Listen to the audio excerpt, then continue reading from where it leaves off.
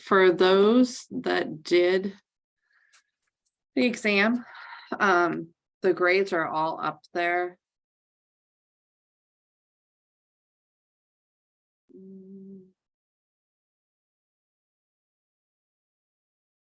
The exam was out of 60 points. So 60 to a 54 was an A, 53 to 48 a B, 47 to 42 a C, and 41 to 36 was a D.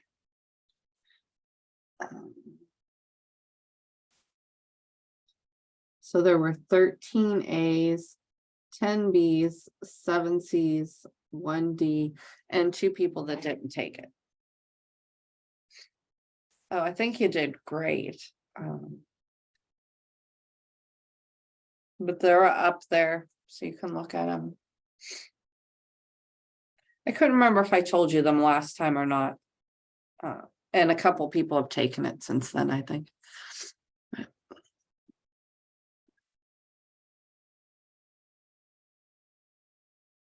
I'll keep using this paper. Was there any questions on the homework for today? The attendance problem.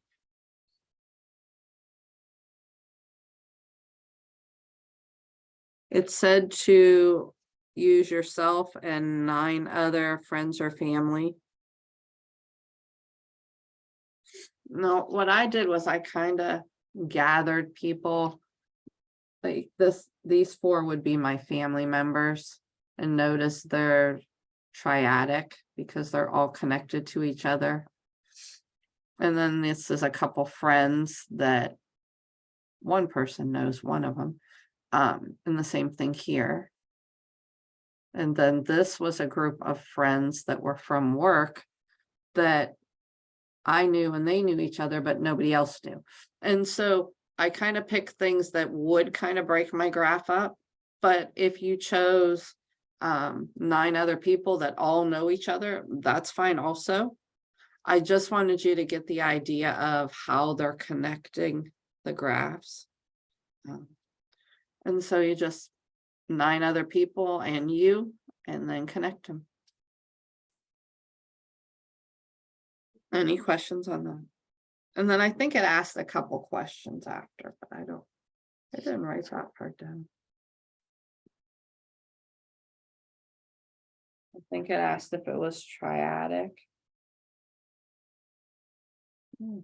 Forget.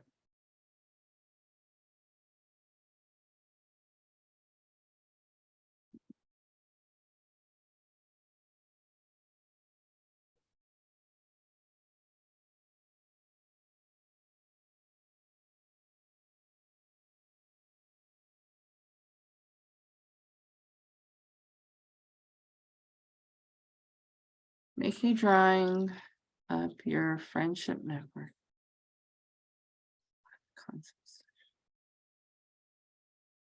Does it have, so triadic closure is when 2 of your friends are friends. And this group here of these 5, we just looked at that. Whoops, I moved it. Let me look at the rest of it.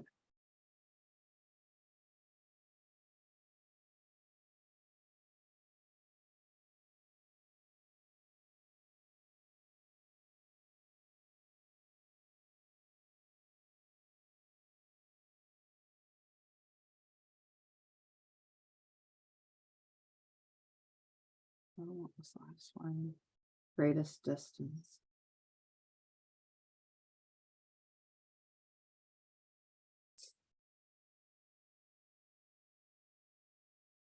Okay. So for the whole thing, it does not have triadic closure, because one example would be I'm friends with Rose and Tula, but they are not friends with each other. But if I look at only this part, my immediate family is triadic. So you could have part of it that's very tight and complex, and then you can have part that stretches out. The number of components, or is it connected? It It's definitely going to be connected because you know all of them. But this could be a separate component because only me and those two people, this is like a separate graph in its own. Whereas this other group, somehow everyone knows somebody in my family. Paul knows Nicolina and Julie knows Paul. Rose knows Jim and me. So this is kind of connected. And then you could think of this as a separate component. What I'm thinking is going to happen with most of yours, because if I did it when I was in college, my friends from college and my family, that would be two separate components. Although it would connect by me, I would be the bridge. And so you could think of this as two separate ones. I wouldn't take off if you say connected because it technically is connected.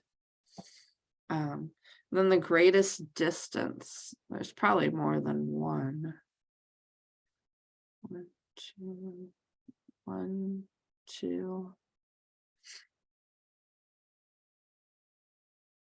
Because remember, your distance is the shortest to get to somewhere. I would think then everything's going to be a 2. If I want to go from Joyce to Antonio, she goes to me and then Antonio, because I am directly in relationship with all of these people. So my distance from any person to another person would be 2. Because I'm friends with everybody. And that's going to happen for you too, because you're going to know everyone or you wouldn't be able to put them in your chart. I guess if you like, if a parent is talking about someone they know at work, but you haven't met them, then that would work. Yeah, I could have put a branch off, like for my husband, a couple people that he works with that I don't know. Then it would have made it a little further. I just know their name. But it does say friends with you. So everything should be 2. Because it can go to you and the next person. So remember, distance is always the shortest. Unless it's set. Let me see how I wrote it. Because I took that from the book. What is the greatest distance you can find between two people who are connected? They do want the, technically the distance is going to be 2 for all of them. But the way it's written, to find the greatest distance, I guess if we went from Tula to Julie, we could go Tula, me, Rose, Jim, Marcello, Antonio, Nicolina, Paul, and then Julie. That would be the furthest route. But if you're looking at distance from the definition, it's the shortest. But the greatest one, just find a path, pick 2 people and find their longest path. So I could go Tula or Joyce to Julie, and probably will be my longest path. Joyce, Tula, me. So that's 2, 3, 4, 5, 6, 7, 8, 9.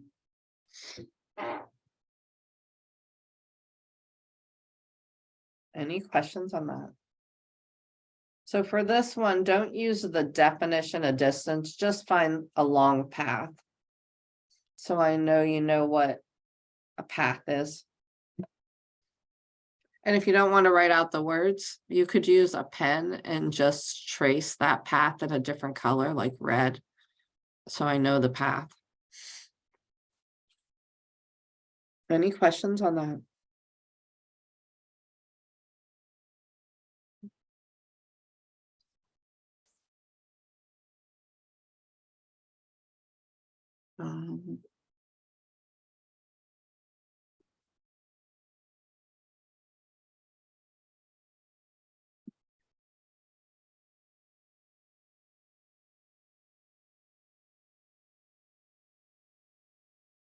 This one here. Did everyone read it? Maybe, maybe not. It's just, it had a lot of reading, and so I didn't want to have to read it all. But what it's about is it was like, it was right after my daughter was born. She was born in 1998. And this one doctor put that this vaccine, MMR, caused something. I forget what it was now. Autism, I think it was. But it caused autism. And here it was false, but all of a sudden nobody was getting their vaccines, which, I mean, right at that time, most people were vaccinated. So those weren't measles, mumps, and rebellion was the shot, MMR. And you should find out if you have it, the shot, the vaccine, because if you're in your 20s, your parents may have chosen not to give you any vaccines at that time because of this. So double check, especially if you're going to travel different places, you should get that vaccine. You don't want measles, mumps, or rebellion. And measles is the biggest one that's been going around, and people have been dying from it. But here it wasn't the shot. It was that there was like an iron or something in all of the vaccines. And at that time, as an infant, you're not getting one vaccine. You're getting 3, sometimes 4 at a time. And because of all of that at once, it was causing autism, from what my doctor told me. Because of course I asked him, I was concerned, and he said it's not because of the vaccine, that if it's anything, it's because of that iron in all of them, and you're giving this little baby too many shots at once. So what he recommends is you get one of the vaccines. Now MMR is one vaccine, but there were 3 they wanted her to get and she was only 3 months old. So I did one every 2 weeks. I had to go back to the doctor, but I just went in the back room. The nurse came in, gave her the shot, and I left. But I always did my vaccine separately then because of this. So when you're told something or in your network, you find something out, research it more before you jump to conclusions.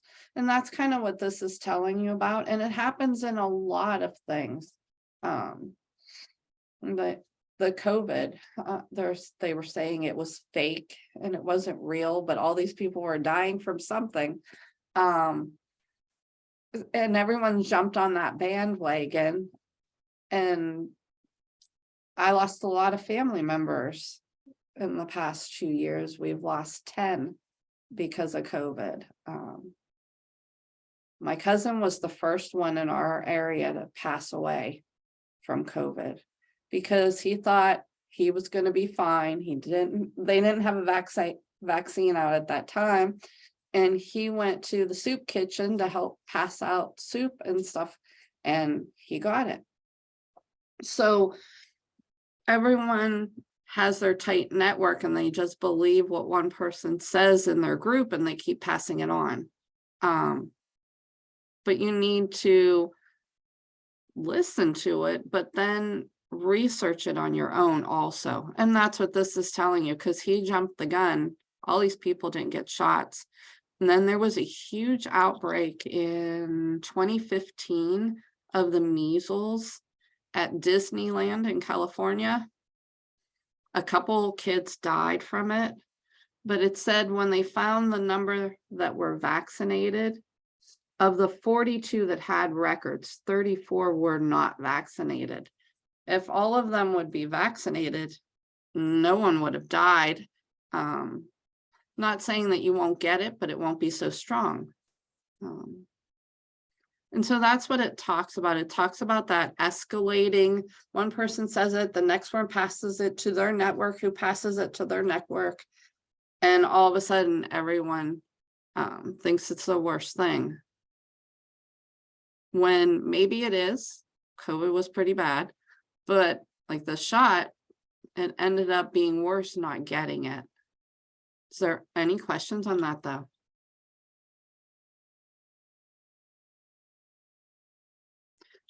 In the next sections, or further in this section, they talk about how behaviors are depending on your group, and talking out or speaking out. The tighter the group, if one person won't say anything, the next person won't. But this jumping to conclusions is called information deficit model. But is there any questions on it?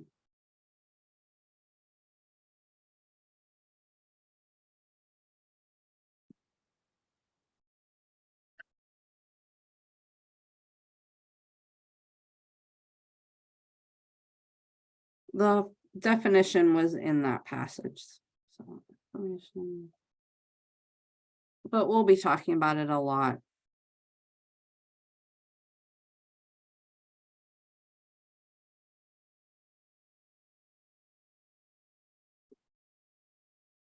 Any questions?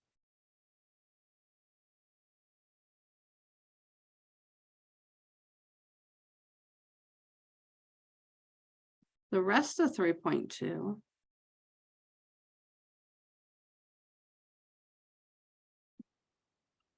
From the reading from section 3.2.1, well, I wrote it in here, I didn't realize I did.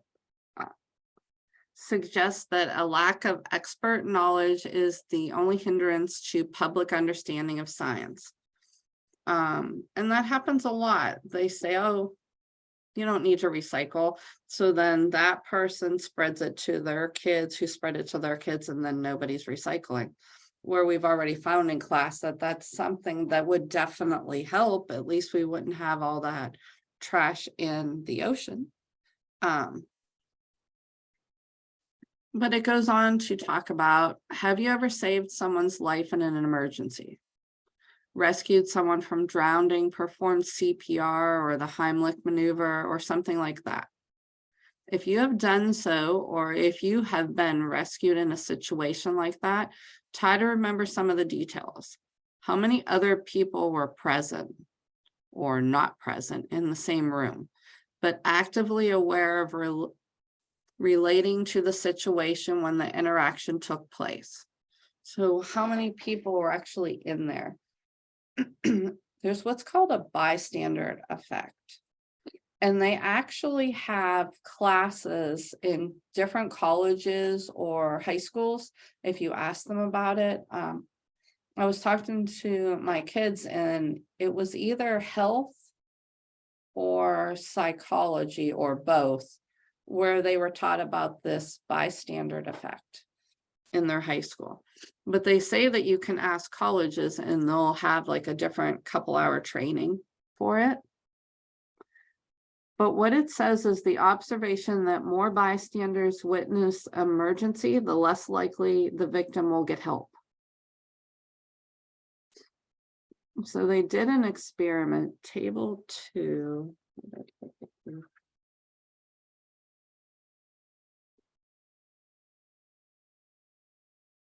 I wrote them out so I wouldn't have to keep flipping pages.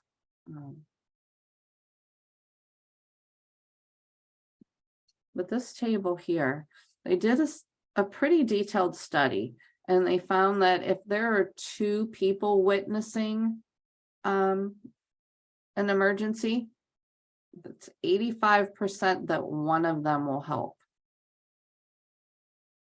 If 3 people are witnessing, 62% chance that one of them will help.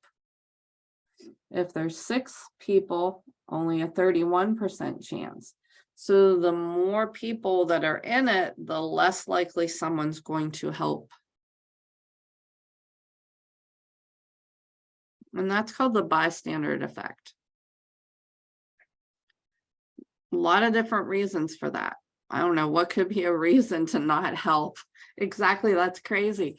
But there are people, well, they're not doing anything and they're not doing anything, so maybe I shouldn't do anything.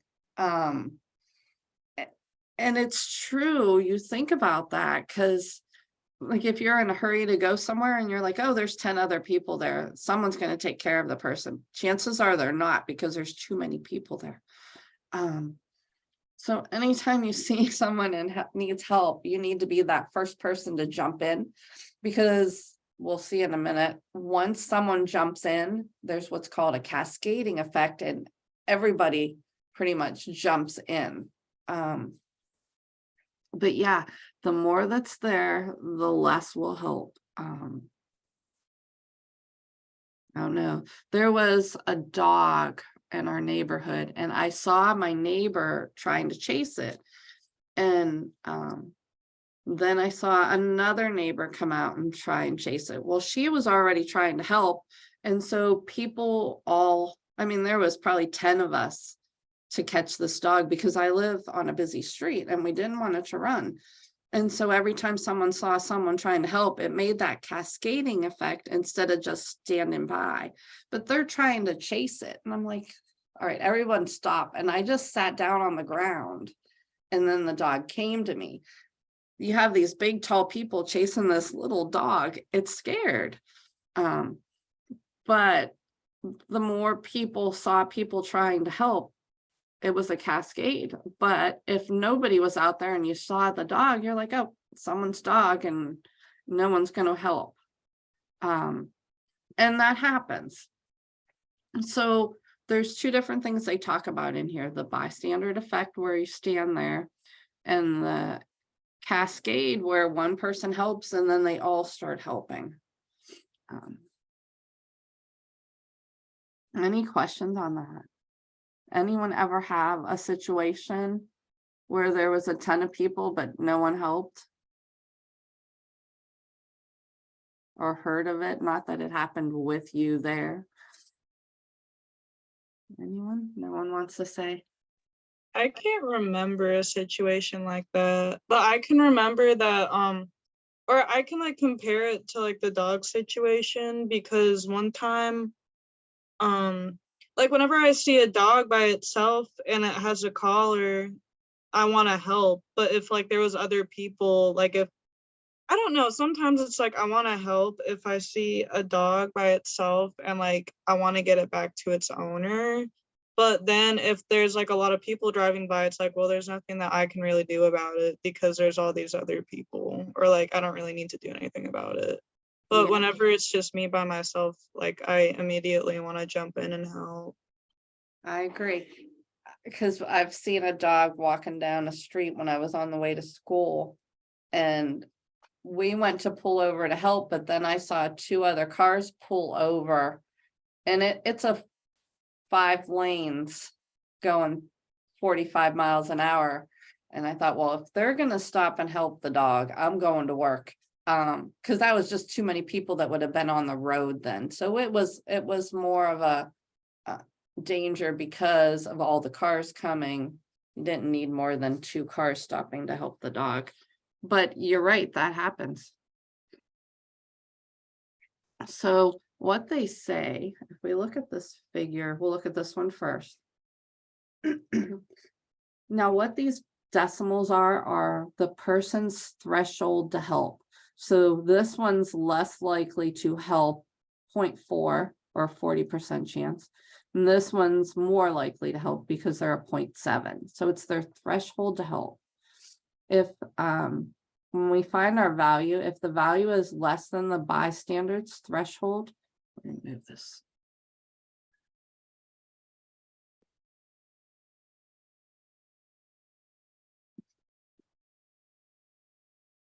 So if once we find, there's a fraction we're going to find. If that is less than the bystander's threshold, they'll do nothing. So if it's less than 0.4, this person won't do anything. To find a threshold. Now this is people they can see. So this is saying B1 can see 2 and 4 and the victim. This is the victim in the middle. But they can't see B3. So 1 cannot see 3 because the victim's in the way. But these arrows mean these can see each other. Now your victim always gets a 1. So if the victim is here, but then the other 2 are not helping, if you don't help, you're getting a 0. If you help, you get a 1. So if these two are not helping, they're both a 0. Out of the 3 people that this person can see.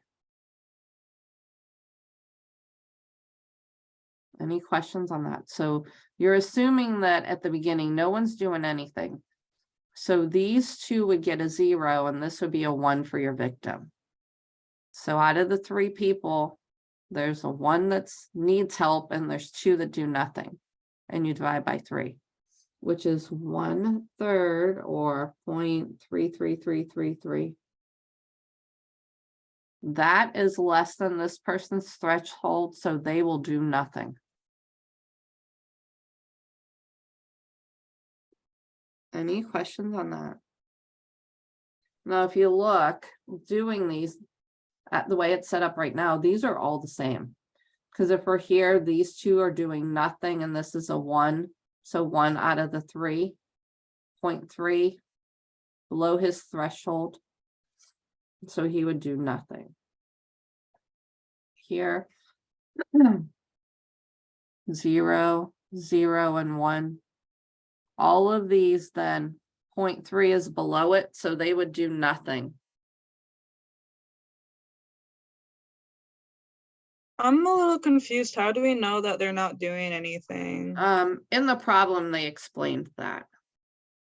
So they said if you have 4 people and they're all standing there looking at this before, like, it's just when they first started. So then this one's looking at these 2, and since they're standing there looking at the other 2, no one's decided to do anything yet.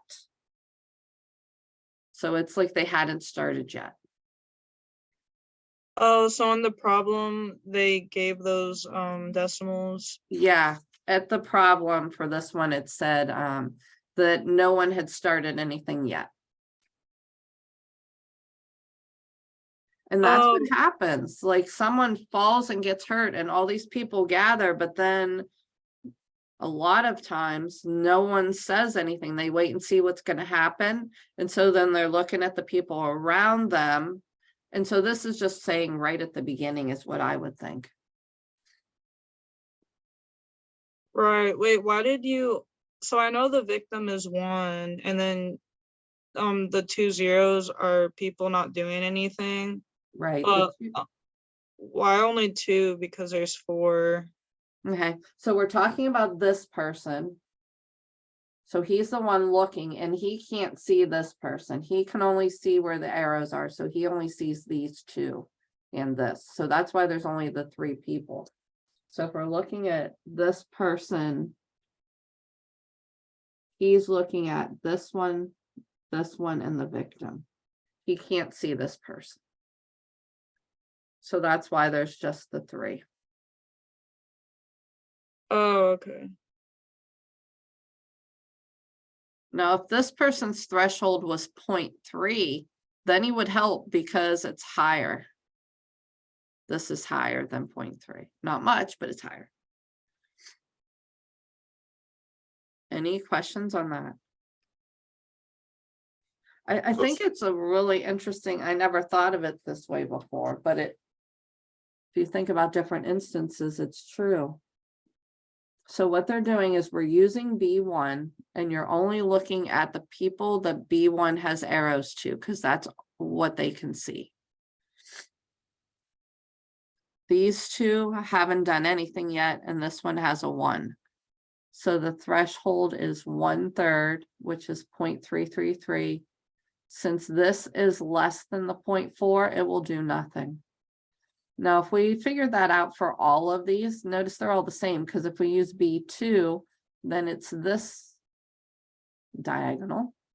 And if these 2 choose to do nothing, then again, it's 1/3. So 0.3 would be for each of these people. They're all larger, so no one would do anything. They would just stand there and look at each other. Yeah. That kind of scary. But there's actual classes on this.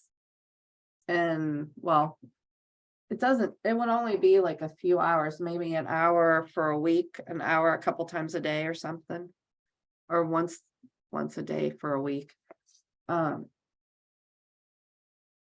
This one here, now what they did, notice they moved this arrow, they took it out. What that means is B1 can no longer see B4. So maybe there's a wall here. And this is where the person is. And so these two cannot see each other. B2 can see B1 and B3. B4 can only see, it should have had the victim here. I must have forgot the arrow. B4 can see the victim and B3, but he can't see B1. Now the whole thing changes then. If we look at B1 again, he can see the victim, which is a 1. And B2, bystander, just standing there. So it's a 0 out of the 2. Which is 1/2 or 0.5.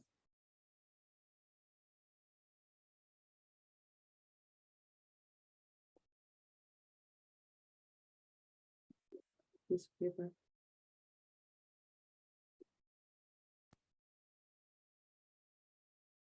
So what we're saying is this one cannot see this person, so this isn't in his equation anymore. Only B2 and the victim. B2 is just standing there, and the victim gives you 1/2. This is greater than 0.4. So B1 will help. B1, instead of being a 0, has now become a 1.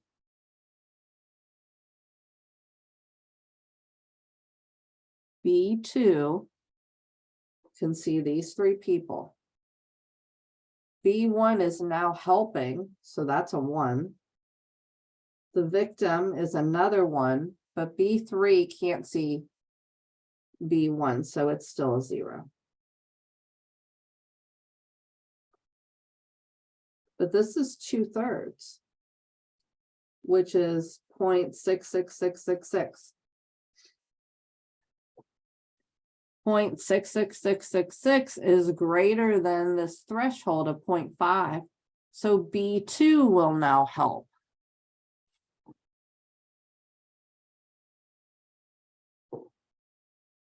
Oh, you're right. I do need an arrow here. Thank you.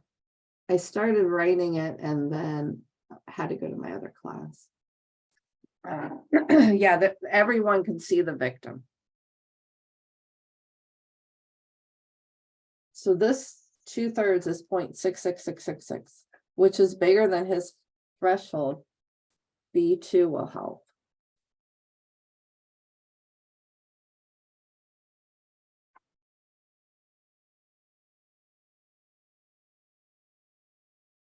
Now, if we look at B3, B3 sees 2 helping, plus the victim, and this one who hasn't decided yet. So we have a 1, and a 0. Just like the last one.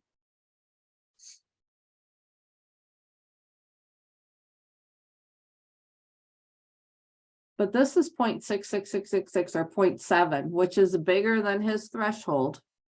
Not much, but it's bigger. So now B3 is going to help.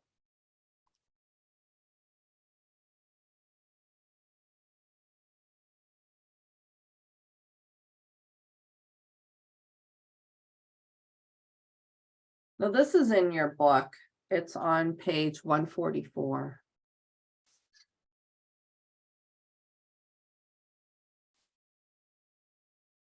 This last one, he cannot see this person. He can only see B3 and the victim. This would be a 1 and a 1. So it's over here. 1 plus 1 out of the 2 people he can see. So you only use the ones that they have arrows to. And they only have an arrow to this person and the victim. So 2 people. 2 out of 2 is 1, which is above his threshold. So now he helps.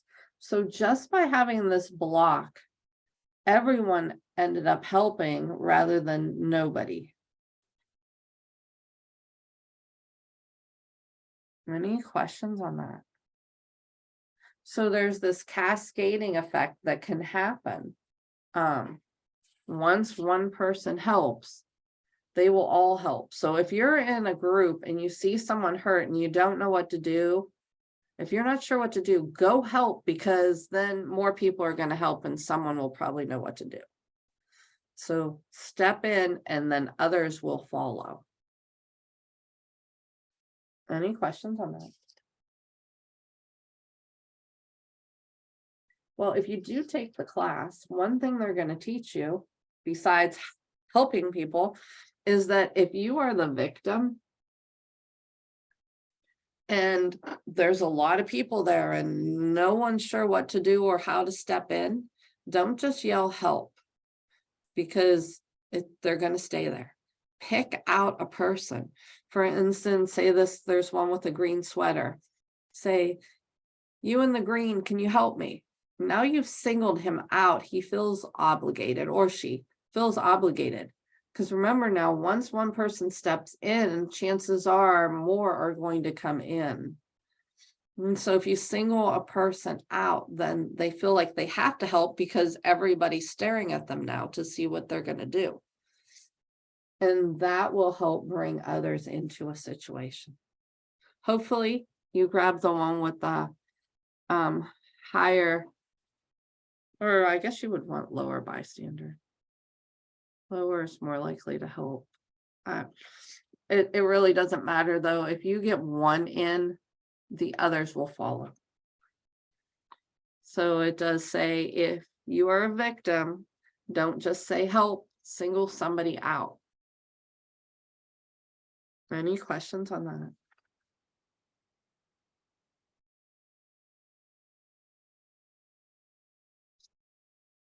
Is everyone okay if you had to find check the thresholds if this one's helping? We'll find it. Let's find B, number 1, B1.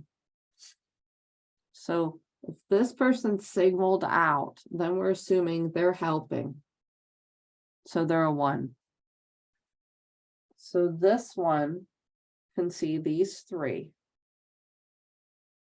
1, 1, 0.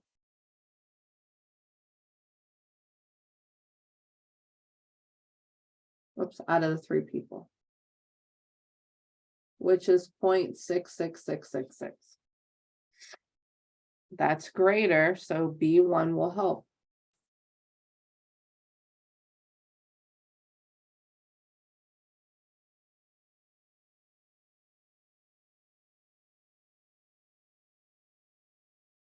B2 sees this row. 1, 1, 0. 0.6 is greater than 0.5, so then they will help. So just by singling out that one person, everyone's going to help. Wait, what do the decimals, like, why is it that it's a greater value that they're more likely to help? Actually, I thought the book said greater, but I think it's less. Because, wait, it has to be greater than.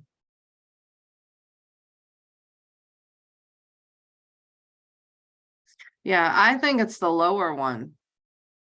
Because if the threshold is 0.45, this one will help, but these will not. So I believe the lower the threshold, the more likely they are to help. Oh, why is that? I think it's just the value they put on it so that 0.4, depending on the severity, I guess you can think of how severe it is. If it's 0.4 or less, they'll jump in. Or more than 0.4, I guess it would be. But this one won't jump in unless it's more than 0.7, the severity. Because I know it said if it's less than the bystander's threshold, the bystander will do nothing. So his threshold is 0.4. Anything below that, he feels that he doesn't need to intervene, or she. This one's 0.7, so it has to be a lot more severe before this one will step in.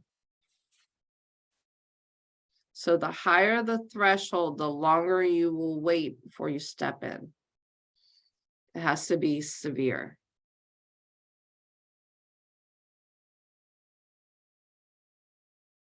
Any questions on that? So maybe this is how severe it is before you step in. So this one steps in sooner than the 0.6 or the 0.7. So someone trips and falls, you might not step in. But if it's more, well, if someone trips and falls, this person might step in, but this one would not, because it has a higher threshold. It has to be more severe before they step in. Oh, but because he's singled out, he steps in first. Exactly. So then, but this one was singled out, so then he stepped in and helped. Yep. Now, of course, you don't know what their thresholds are, but if you see someone looking at you and you think they are going to help, and it's probably then this one, single someone out. Whichever one you feel more comfortable with, just pick someone out of the crowd, and then everyone will help.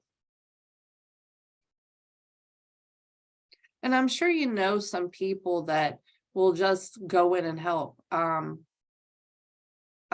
know two of my children would. The third one, yeah, she might be a bystander a little bit, but I think she'd still want help, but I think she's a little more of a bystander. But my other two, I mean, we could be walking out of the grocery store and they see somebody trying to put stuff in their car, they'll run over, help put it in the car, take buggies that are just sitting in the parking lot and just bring them back. They're not a bystander by no means. They will just jump in and help. My son on a bus, this one boy kept getting made fun of, and he was sitting by himself. And so then my son sat next to him, and when people would say things, he'd just look at them and say, "What are you talking about?" And then the kid got left alone, but he was in a whole bus and he stood out and stepped in. And so I'm sure you know different people that, you know, in an emergency, they're going to do something, or they're the bystander. Not that the bystander is bad. Find a way to help the person if you can't just jump in and help. Point someone out for them, you know, or have someone join you. Let's help them. But any questions on that?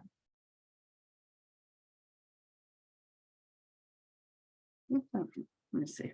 I think there's one more thing they talked about in this section.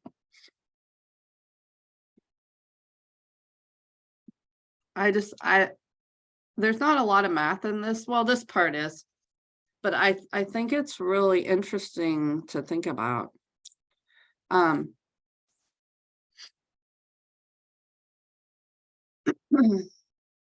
By taking that class, it can help you, but it's bystanders and good Samaritans. It can also be a crime not to render assistance, even if there's no special relationship between the person in danger and the bystander. Good Samaritan law imposes the legal duty to act in some situations. I forget. Well, they even made a movie out of it. But there was a girl who was being attacked in a bar, and people stood there and watched. Well, the attacker got off on some kind of technicality, but then they were able to, at least 15 of the bystanders were prosecuted.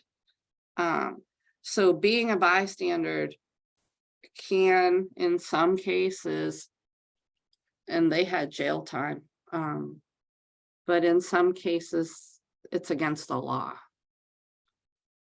So step in, call the police, do something. Any questions on that?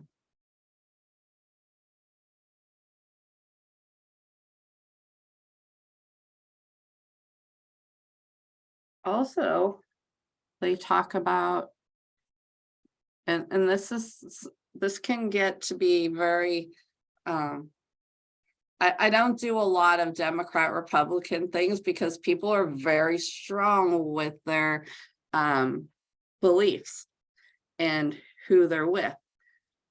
And I'm sure with Trump, you've seen a lot of it. But what they're saying is they asked people, the earth is growing warmer, mostly from human activity, and they asked if they agreed. The liberal, and this is in your book on page 146, the liberal Democrat, 66% agreed. The moderate Democrat, 49. The modern Republican, 41, and the conservative, 21. Now they're saying, is it because of their Democrat Republican, or just happens to be that way? Well, I think that if you're a Republican, you listen to what Republicans say and what those governors are telling us. And a lot of them feel that it's not from human activity. Whereas Democrats, if you listen to a lot of them talk in their speeches, they'll say the opposite. They will talk about global warming and say human activity, and that's why they're believing more of that. And the same thing, I have mentioned it before, in your house, you have, my son's had friends over before, and they'll say, well, my mom says that I can't play with my brother when his friends come over. And well, I don't have that belief. I believe that, because especially my boys, they're only like 3 years apart. If friends come over, they should all be able to play together. You shouldn't have to not be with someone if they want to. Even my daughter, she's 6 years older, and she'd have New Year's Eve parties, and my son would be there. My nephews, I always end up babysitting them at that time. And so they just play with all of them and nobody cared, but it all comes from the belief at home, which is fine. Sometimes kids do need that space and other times they don't. But beliefs at home can do that. And there was one time my daughter was maybe 5, and we were at the park and she was playing with this boy, and he was darker skinned than her, which is fine. And she's just playing with him. This one girl came over and said, can I play? And she's like, fine, come on, play with us. And the girl says, well, I'm not playing with a monkey boy. And my daughter's like, what? He's a child. He's not a monkey. And so then the two of them went off and ignored that girl the rest of the day. But what's sad is she didn't learn that. She didn't know it. She had to learn it at home. And so some of the things we learn in different social groups is not always good. And sometimes it's really good. And that's kind of what the book is telling you. Is there any questions? Okay, real quick, we'll go. That's what's called homophily, which refers to the tendency for strongly clustered members of a social network to have similar beliefs. And that would be like your family or Republican, Democrat. I mean, especially if you're conservative or modern, the stronger that relationship is, the more you'll take on those beliefs. There's a triangle. I don't know how much we'll get into it, but I will show you it.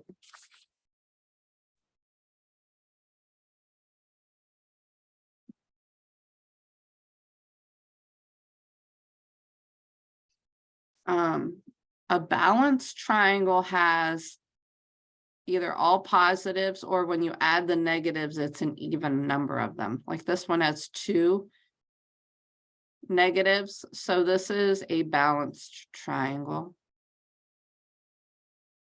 I don't know if they're going to get into it in other sections, but they didn't do too much in this one. No, these two are not balanced because the number of negatives is odd. Here there's 3, here there's 1.